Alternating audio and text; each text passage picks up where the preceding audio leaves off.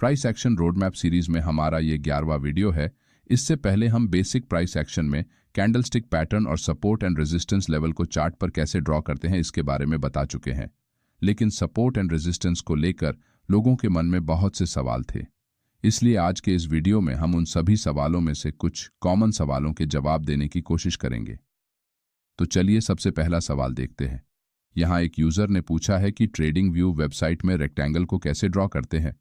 Trading view website में किसी भी चार्ट को ओपन करने के बाद यहाँ लेफ्ट साइड में आपको टूल पैनल दिखाई देगा। पैनल में 6 नंबर पर जियोमेट्रिक शेप्स का ऑप्शन है, जिस पर एक ब्रश का सिंबल बना हुआ है। इस ब्रश के कॉर्नर में यहाँ क्लिक करने पर आपके सामने इस तरह का एक मेन्यू ओपन होगा। इस मेन्यू में शेप्स में रेक्टेंगल को सिलेक्ट करके अब आप चार्ट पर कहीं भी इसे ड्रॉ कर सकते हैं। अगला प्रश्न देखते हैं, कितने टाइम फ्रेम में सपोर्ट एंड रेजिस्टेंस लेवल को ड्रॉ करना चाहिए। अगर आप एक पोजिशनल या फिर स्विंग ट्रेडिंग करते हैं तो आप की लेवल्स को ड्रॉ करने के लिए 4 घंटे की टाइम फ्रेम का उपयोग कर सकते हैं और ट्रेड एंट्री करने के लिए 30 मिनट या फिर 15 मिनट के टाइम फ्रेम का इस्तेमाल कर सकते हैं। अगर आप किसी स्टॉक्स में या फिर बैंक निफ्टी और निफ्टी 50 जैसे इंडेक्स में इंट्राडे ऑप्शंस ट्रेडिंग करते हैं तो आप की लेवल्स को ड्रॉ करने के लिए 15 मिनट टाइम फ्रेम का उपयोग कर सकते हैं। चार्ट पर की लेवल्स बनाने के बाद उसके अकॉर्डिंग लोअर टाइम फ्रेम में ट्रेड एंट्री करने के लिए आप 5 मिनट और 3 मिनट टाइम फ्रेम का इस्तेमाल करते हुए ट्रेडिंग कर सकते हैं। आप जितना ज़्यादा कम टाइम फ्रेम में ट्रेडिंग करेंगे, आपको चार्ट पर उतना ही ज़्यादा फेक ट्रेड एंट्री सिग्नल मिलेंगे। चलिए अब अगला प्रश्न देखते हैं। ऑर्डर ब्लॉक कैंडल क्या होती है और उसे चार्ट पर कैसे सर्च करते हैं। प्राइस एक्शन के एडवांस लेवल में स्मार्ट मनी कॉन्सेप्ट्स के अंदर ऑर्डर ब्लॉक कैंडल का समावेश होता है। मार्केट में प्राइस कुछ देर तक एक रेंज में ट्रेड करने के बाद यहां इस पॉइंट से एक तेज अपसाइड मूव करती है। ये अपसाइड मूव जहां से शुरू हुआ है उस ग्रीन बुलिश कैंडल से, पिछली रेड बेरिश कैंडल को हम ऑर्डर ब्लॉक कैंडल कहते हैं। प्राइस नेक्स्ट टाइम जब भी इस जोन में दोबारा आती है तो अपना प्रीवियस ट्रेंड कंटिन्यू करने की संभावना ज्यादा होती है। उसी तरह मार्केट में जब एक तेज डाउनसाइड मूव आता है तो जहां से प्राइस तेजी से नीचे गिरती है, उस रेड बेरिश कैंडल के पहली ग्रीन बुलिश कैंडल को हम ऑर्डर ब्लॉक कैंडल कहते हैं। ऑर्डर ब्लॉक कैंडल को आप किसी भी टाइम फ्रेम में बना सकते हैं, लेकिन आप जितना लोअर टाइम फ्रेम में इसे ड्रॉ करेंगे उतने ही फेक सिग्नल मिलने की संभावना बढ़ती है। ऑर्डर ब्लॉक कैंडल के ओपन से लेकर क्लोजिंग तक यानी कि कैंडल बॉडी के एरिया को हम रेक्टेंगल टूल के द्वारा मार्क करते हैं, जिससे चार्ट पर सपोर्ट एंड रेजिस्टेंस जोन बनते हैं। चलिए अगला प्रश्न देखते हैं, क्या सपोर्ट एंड रेजिस्टेंस जोन को डेली ड्रॉ करना पड़ता है। ये 1 मार्च का बैंक निफ्टी का 15 मिनट का चार्ट है। यहाँ मार्केट ओपन होते ही प्राइस हायर लोज का फॉर्मेशन बनाते हुए ऊपर जाती है, मगर बीच बीच में रेड कैंडल्स बनाकर थोड़ी देर रुकती है और फिर से अपना ट्रेंड कंटिन्यू करती है। इन बेरिश रेड कैंडल्स को हम ऑर्डर ब्लॉक कैंडल मानकर इन कैंडल्स बॉडी के ओपन और क्लोज को मार्क करते हुए अगले 10 दिनों के लिए इन जोन्स को चार्ट पर ड्रॉ करेंगे। इसका मतलब आज 1 तारीख है तो अगले 10 तारीख तक हम इन लेवल्स को आगे ड्रॉ करेंगे। नेक्स्ट डे 2 तारीख को मार्केट हमने बनाए हुए लेवल्स को ब्रेक नहीं करता और दिन भर उसी लेवल के पास ट्रेड करता है।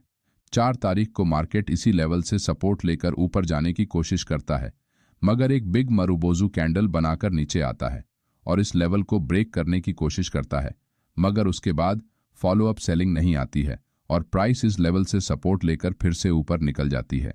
इसका मतलब जब तक प्राइस इस लेवल को नीचे ब्रेक करते हुए लोअर लेवल्स पर ट्रेड नहीं करती, तब तक ये लेवल चार्ट पर एक स्ट्रॉन्ग सपोर्ट की तरह काम करने वाला है। यहाँ हायर लेवल्स पर प्राइस रिजेक्शन फेस करते हुए तेजी से नीचे गिरती है, इसलिए इस बिग मारुबोजू कैंडल की पहली ग्रीन कैंडल को हम बेरिश ऑर्डर ब्लॉक कैंडल मानते हुए इस कैंडल बॉडी के ओपन और क्लोज से एक रेक्टेंगल रेजिस्टेंस जोन को ड्रॉ करेंगे। मार्केट इसी दिन 2 बार इस जोन को ब्रेक करने की कोशिश करता है, मगर फेल हो जाता है। अगले दिन प्राइस सपोर्ट लेवल के पास ओपन होकर इसे ब्रेक करने की कोशिश करती है, मगर लोअर लेवल्स पर बायर्स मार्केट में एंट्री बनाते हुए प्राइस को ऊपर पुश करते हैं। साथ ही मार्केट यहां हायर लोज का फॉर्मेशन बना रहा है, इसका मतलब यहां बायर्स प्राइस को हायर लेवल्स पर खरीदने में इंटरेस्टेड है। इसी वजह से मार्केट में बाइंग प्रेशर बढ़ता है और प्राइस इस रेजिस्टेंस जोन को ब्रेक करके ऊपर निकल जाती है। इसी चार्ट पर हम अगला सवाल लेंगे। यहाँ एक यूजर ने पूछा है कि कौन सा सपोर्ट एंड रेजिस्टेंस जोन कमजोर होता है और कौन सा स्ट्रांग होता है।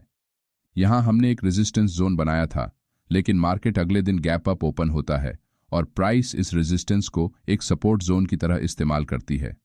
मार्केट 4 बार इस जोन को ब्रेक करने की कोशिश करता है, मगर प्राइस जब भी इस जोन में आती है तो हायर लो बनाते हुए ऊपर जाती है।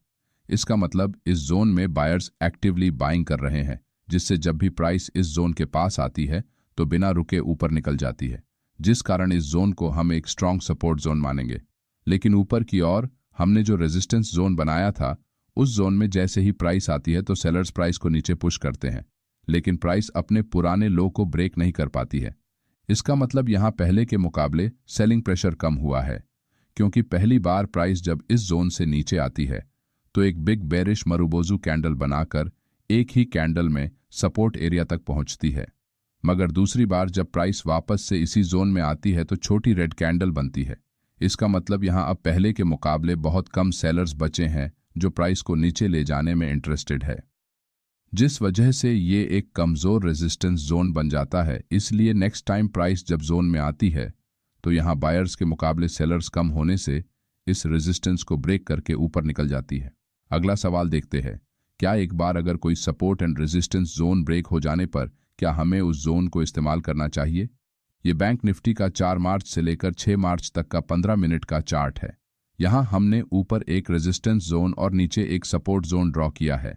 5 तारीख को प्राइस एक बिग बुलिश मारुबोजू कैंडल बनाकर इस रेजिस्टेंस को तोड़कर ऊपर निकल जाती है, जिससे ये जोन ब्रेक हो जाता है।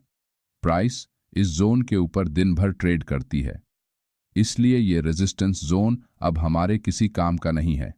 लेकिन जब भी कोई रेजिस्टेंस जोन टूटता है और प्राइस नेक्स्ट टाइम उस जोन के पास आती है तो यही रेजिस्टेंस जोन अब एक सपोर्ट जोन के रूप में काम करता है।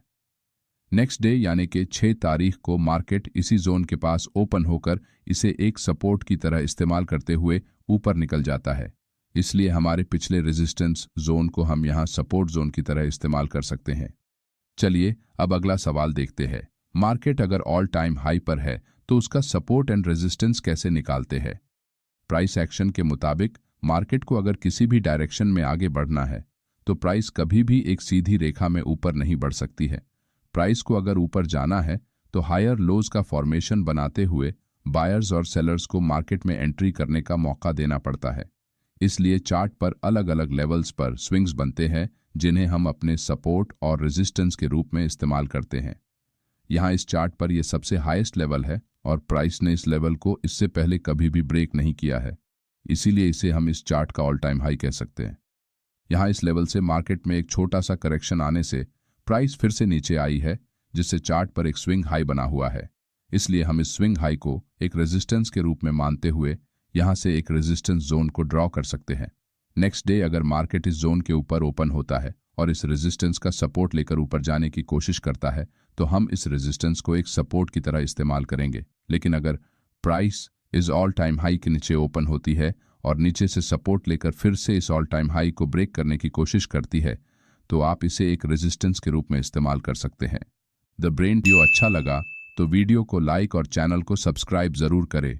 धन्यवाद।